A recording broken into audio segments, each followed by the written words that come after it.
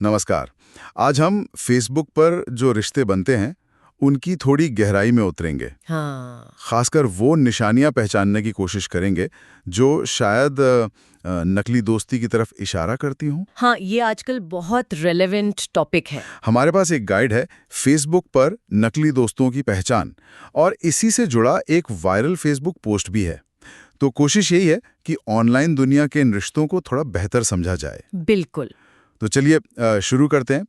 स्रोत जो है वो कुछ खास संकेतों की लिस्ट देता है। पहला पॉइंट है, कोई दोस्त आपसे तभी बात करे जब उसे कोई काम हो। हाँ, और ये बहुत कॉमन है शायद। स्रोत बताता है कि ये कैसे दिखाता है कि रिश्ता कितना वो सतही है, मतलब बातचीत जरूरत पर आधारित हो जाती है, आपसी लगाव पर नहीं। लेन देन जैसा। हाँ बिल्कुल। एक तरह का लेन देन वाला रिश्ता बन जाता है। अच्छा, ये तो हुई पहली बात।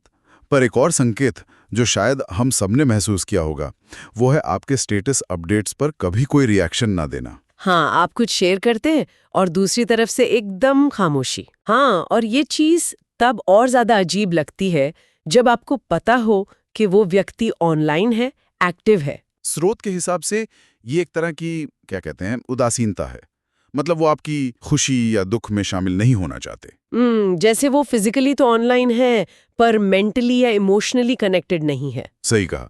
उनकी ऑनलाइन मौजूदगी बस एक दिखावा जैसी हो सकती है। और इसी से मिलता जुलता तीसरा पॉइंट भी है, वो है आपके पोस्ट्स को लगातार नजरअंदाज करना। ये सिर्फ स्टेटस अपडेट की बात नहीं, बल्कि आपके विचार, आपके अनुभव, कुछ भी जो आप शेयर करते हैं उस पर ध्यान ना देना। हाँ, और अगर हम इसे एक बड़ी तस्वीर में देखें तो लगातार अनदेखी करना यही दिखाता है कि उन्हें सच में कोई दिलचस्पी नहीं है। ऐसा लगता है कि आपके जीवन में क्या चल रहा है इससे उन्हें कोई फर्क नहीं पड़ता। और ये धीरे धीरे रिश्ते में एक खालीपन सा ला सकता है ना। बिल्कुल, आपको महसूस हो सकता है कि आप अकेले हैं उस रिश्ते में भी। अच्छा, ये तो हुए नजरअंदाज करने वाले पॉइंट्स। पर चौथा संकेत थोड़ा और नेगेटिव है। मतलब ग्रुप्स में या फिर पीठ पीछे आपके बारे में बातें करना। हाँ, ये तो काफी सीरियस बात है। स्रोत इसे ऑनलाइन दिखावे और असलियत के बीच का एक बड़ा विरोधाभास मानता है। सामने दोस्ती का नाटक और पीठ पीछे बुराई या गॉसिप। ये तो भरोसे को तोड़ता है सीधा सीधा। वही तो।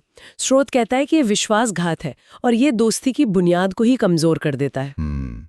और फिर आता है पांचवा और आखिरी संकेत, जो शायद कई लोगों के लिए सबसे ज्यादा दुख देने वाला हो। आपकी कामयाबी से, आपकी सफलता से जलना, ईर्ष्या करना। हाँ, ये बहुत जरूरी पॉइंट है।